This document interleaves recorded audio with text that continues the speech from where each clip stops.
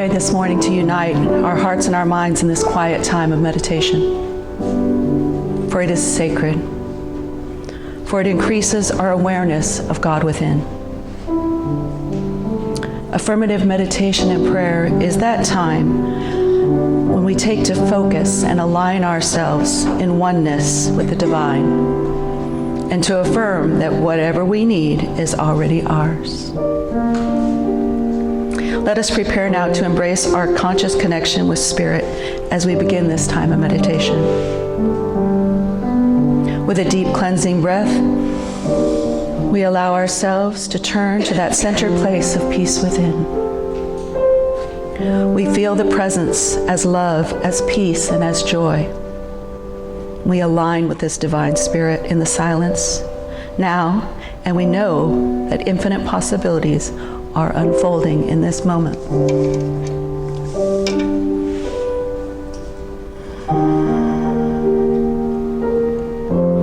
As I turn within, I am reminded that I am made in the image and likeness of God. Peace is my natural expression of who I am as this wonderful child of the divine, and I am one with all beings. And as I rest in this awareness, peace washes over me and expresses through me as harmony and love. I relax and allow my soul to radiate peace as I rest in this moment.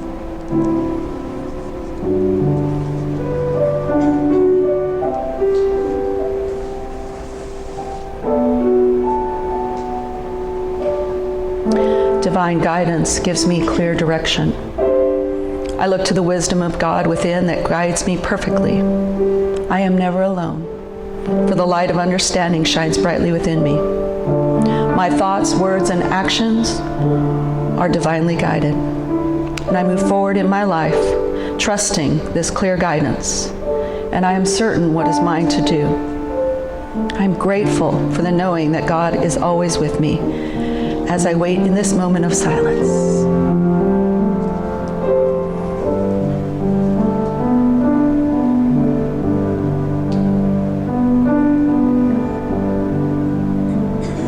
As I focus my thoughts on the healing presence within, my body relaxes. I am alert to the healing energy flowing throughout my body temple. Every fiber of my being is aglow with this healing presence, strengthening and restoring me now. I am energized and I am renewed. As a child of the Beloved, I express perfect health, and I rest in this awareness of this healing presence.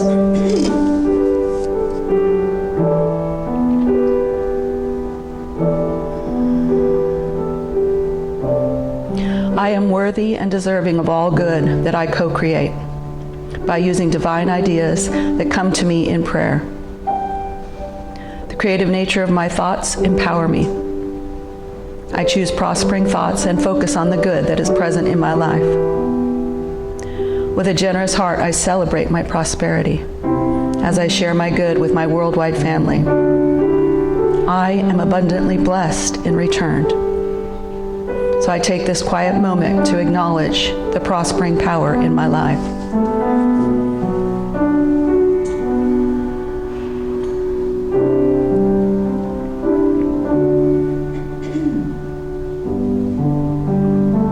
The Spirit moves through me and all people to manifest peace on earth.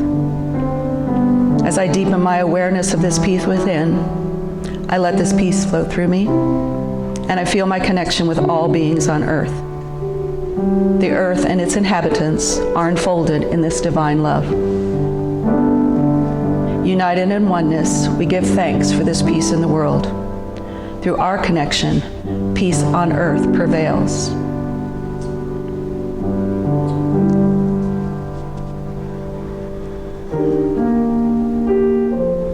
And as this sacred time of meditation begins to come to an end, we give thanks for the many blessings flowing in and through our lives.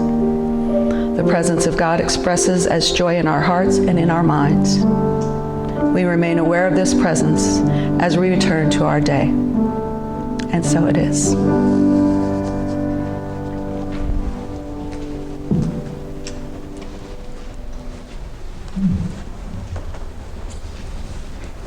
Thank you. This is going to be an experiment because I'm not used to holding a mic, but if I don't hold it, I might move away from it. You won't hear me. So here we go. We're going to have some fun. So I am, again, thrilled to be here today, so thank you for having me. And, here it is. It's the fourth month, the beginning of the fourth month of the year, brand new year, 2025, and, I'm kind of confronted, and I'm sure you are as well already, with all that's taken place in this very short time of these, 3 months really, because we're just starting the fourth. But it's a brand new year, and it's already happening. Locally, we're still dealing with some of the devastation from the wildfires and those situations that are going on. Across the United States, the effect of the climate change has been wreaking havoc a little bit. New Orleans, I don't know if you knew this, but New Orleans saw 8 inches of snow, which surpassed Utah and Alaska. And now my grandson lives in, not New Orleans, but very close to in Lafayette, and he's having a good time, playing in the snow and having, his first snow experience. But what they also found out was that they weren't prepared for such weather anomalies. They didn't have the power, and bridges had to close down, and companies had to close down, and it was just, a thing. It was a big thing. Everything kind of came to a standstill because everything was so hazardous. And in fact, also the Gulf Coast, Florida to Texas, was affected all along the way. My brother happens to be a truck driver, and so I get almost daily reports of what's going on in the weather because he's quite frequently on the east and west coast. And Florida broke a record that was set back in 1954. So that's how much precipitation they had. We're also experiencing plane crashes and tornadoes, and they're occurring more frequently than ever. And additionally, we have a new administration in the White House. And regardless of where we stand on that, most people do have a fear of change. And they have a fear of the unknown. It's natural to have these things. And even though I'm ensconced in my beach paradise down in Baja, I am not impervious to these situations that are going on, because we had experienced some very high winds as well. We did get the smoke that came across the border. We had outages of our basic services, which is really a regular occurrence in Mexico, but it was even more amplified because of the other situations that were going on. And we did have some fires that took the home of more than 100 people. Thankfully, we all came together as a community. Rosarito Beach is a small little beach town, so we came together as a community, and also the city of Rosarito Beach is helping to rebuild those homes, so we are blessed in that way. And the list could far exceed that of anything I've mentioned here. I mean, the list could go on and on and on. And I'm sure you have your own personal things that are going on, and they could be added, because with each passing day, it's as though the multitude of doubts and fears, they just grow exponentially. And they demand us then to show our strength. And while it may feel like we're being bombarded and we reel from one crisis to the other, back and forth, in fact, we are being called to expand our faith and to trust in what we hold to be true. And that is that the love is the impulsion of the universe. So let us shift now into this concept of faith and see how we might heal. So in preparing for this talk, I was thinking, what is sustaining me through all this that's going on? Every day I turn on the news or look at my Facebook, there's so much bombarding me. What is sustaining me in this time? And what steps am I taking to keep me positive and to keep me energized? And what is it that keeps me grounded and knowing that this too shall pass? And what I came up with is to know that God is in all things. And so God is in this too. So it is faith that is keeping me grounded. Faith that is sustaining me. Faith that is my anchor in the storm. So today, I'm going to offer you a little spiritual faith lift. And my goal is to reconnect you with faith and its amazing healing power. And so what does it mean to have faith? And by the way, faith in what? Well, that can be answered in many, many ways. Faith in the process. And this is a biggie because we're so conditioned to instant gratification. And it scares me a little bit how quickly, when I Google something, the answer comes up. I'm a little frightened of that because we are so into that instant gratification that we don't want to wait for the process sometimes to take place. What we need to remember here is there's no time and space in God. That is a man-made concept. So our idea of when something should be done may not be the divine idea and divine unfolding. Could also be that we need to take faith in our local and state governments, faith in ourselves and in others, and definitely faith in God. So some synonyms for faith are love, trust, and acceptance, and understanding. Or to phrase it differently, trust and acceptance, understanding with love. And I've personally had a little bit of a struggle with this concept of faith. I want proof, and I want it now, and I want to know why, and I want the answers. A big exclamation point, I want the answers. And as I was growing up and being exposed to this religious culture, I was just told to believe and not to question. Well, I had some issues with that. And as you can imagine, the nuns and the priest had some issues with me having issues. And they kindly reminded me that I was not to question, I was just to believe. But then, thankfully, I found this wonderful opportunity called New Thought. And they said, come on in and ask your questions, seek new meanings, explore what's right for you. We're so blessed in Unity and other New Thought churches to have that opportunity. And one of the first New Thought teachers that I was exposed to was Ernest Holmes. And in his book, The Science of Mind, on page 155, he states, faith is a faculty of the mind that finds its highest expression in the religious attitude, but always the man who has faith in his own ability accomplishes far more than the one who has no confidence in himself. Those who have great faith have great power.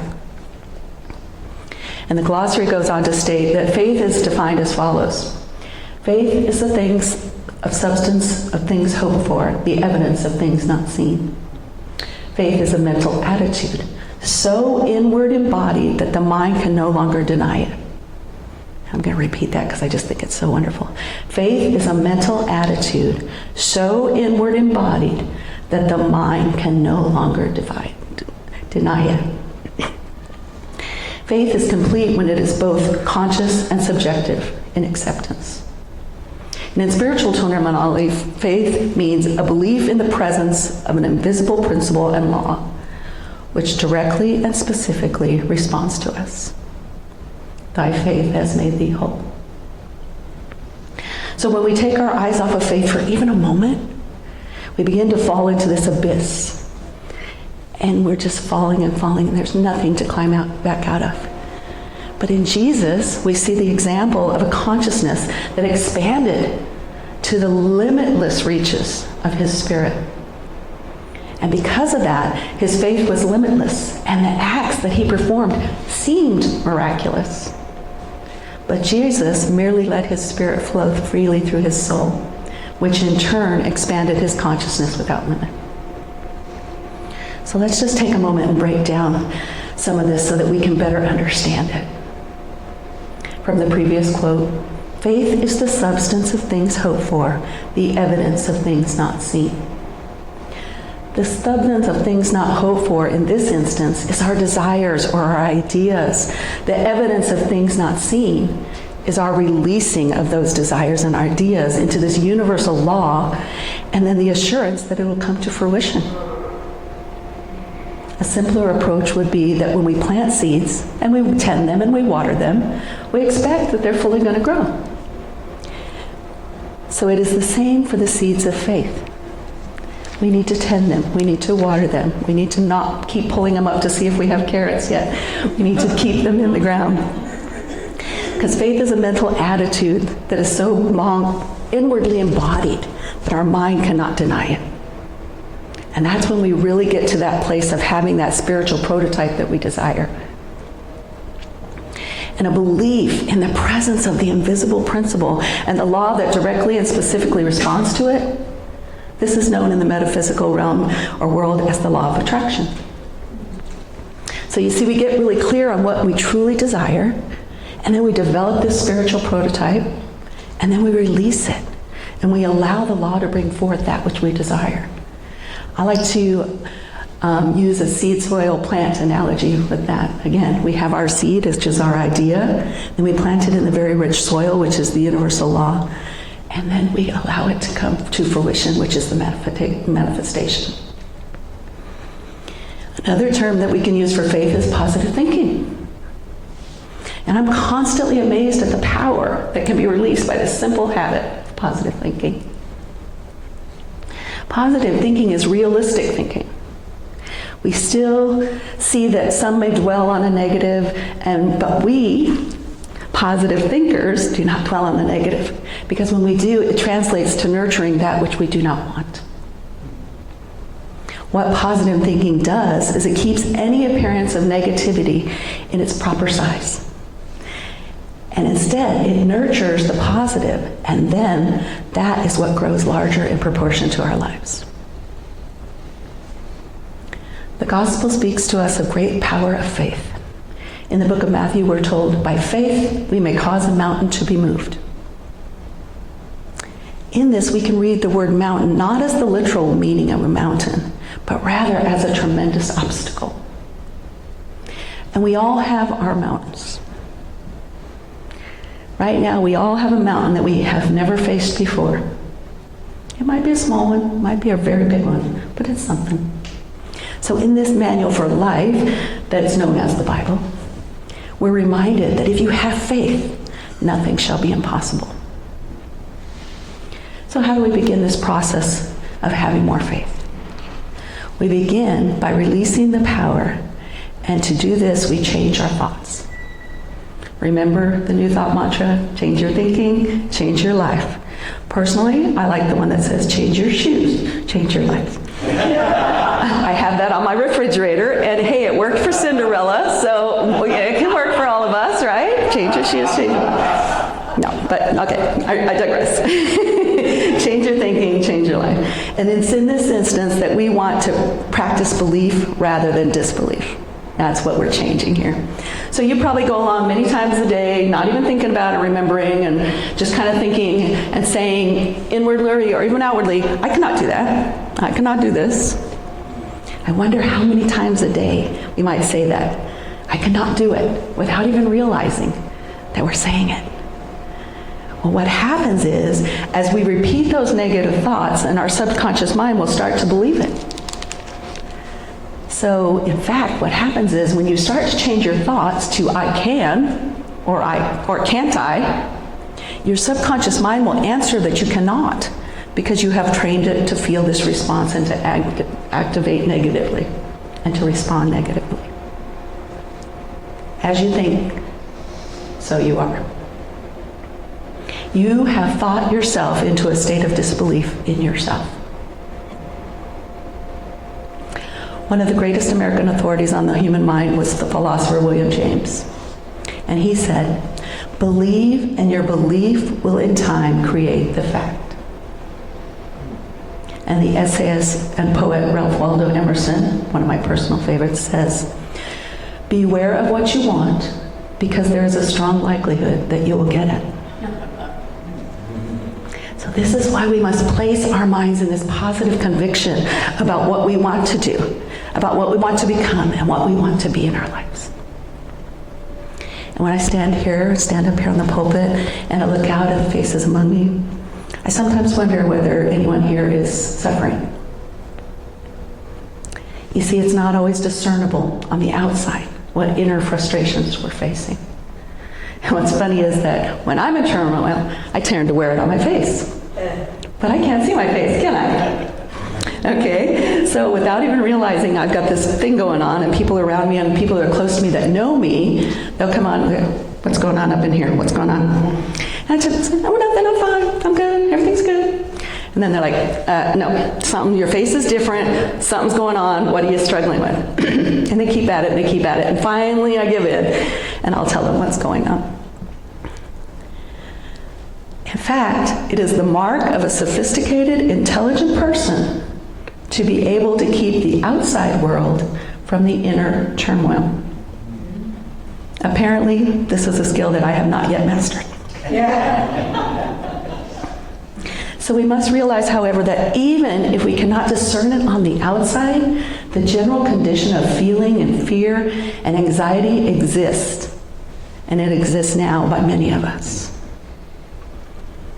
And a university put out a questionnaire among 600 students who were taking courses in psychology and asked them, among other things, to state what they thought was their most pressing, painful, personal problem.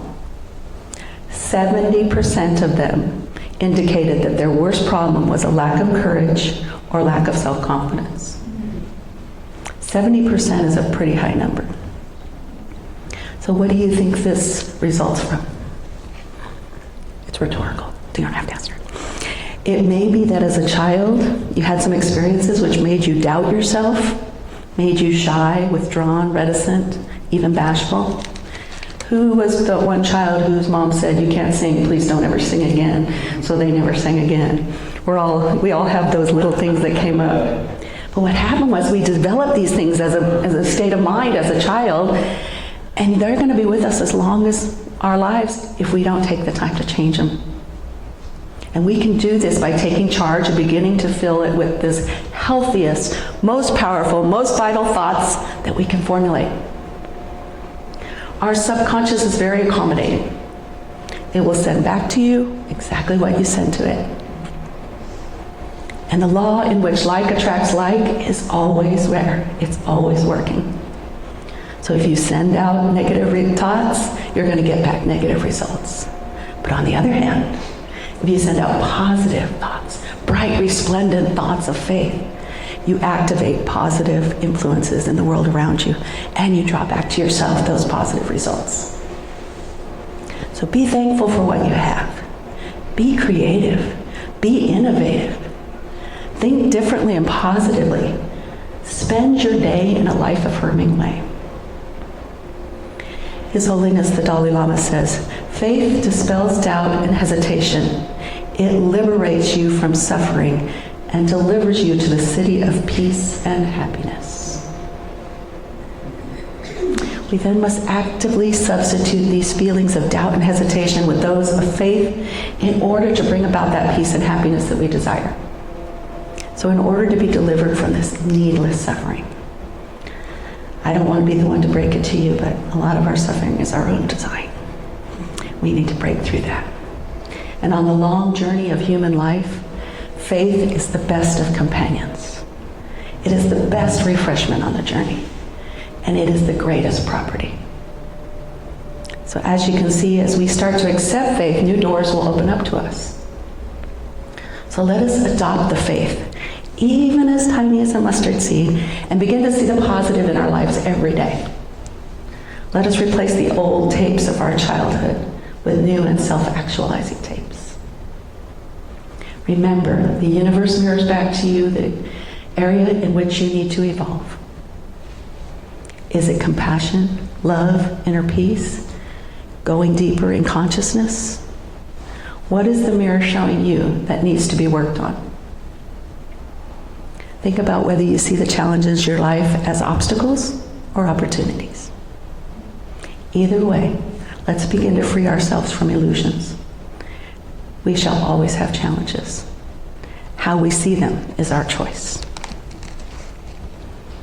The human race is evolving to this realization that what is happening on the level of consciousness both precedes and determines what happens in the world. We are the ones we've been waiting for. So let us resolve to evolve our consciousness to make the world a heaven on earth. We must know that we are an eternal being on the pathway of life, with certainty behind us, certainty before us, and certainty accompanying us all the way. In the words of Norman Vincent Peale, let us know that faith is the most powerful of all forces operating in humanity. And when you have it in depth, nothing can get you down. Nothing. When life gives you a reason to cry, show life that you have 100 reasons to smile. Face your past without regret, and handle your presence with confidence. Prepare for the future without fear. Keep the faith. Let's close with a meditation. If you're comfortable, put your feet on the floor, and if you so choose, you can close your eyes or just let them soften a little bit.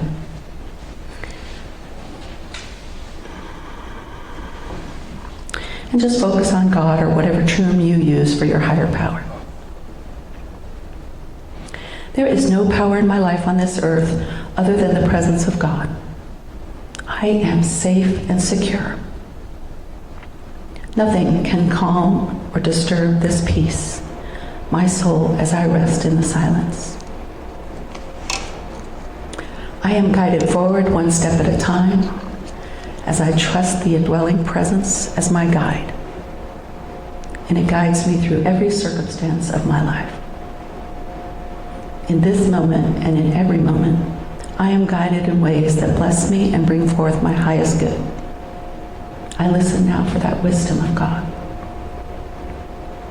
My strength is faith, is strengthened as I hold to the realization that I am a spiritual being and my wholeness comes from within. I bless my mind and body and give thanks that the divine life is flowing through me. I am renewed in the silence. As I survey my life, I find evidence of God's good being present at all times and in all situations. I am confident that my every need will be met at the right time and in the right way. Knowing that my thoughts are energy, I affirm only goodness and happiness in my life. I allow truth to flow through me. Before me, even as behind me, God is and all is well. And so it is. Namaste.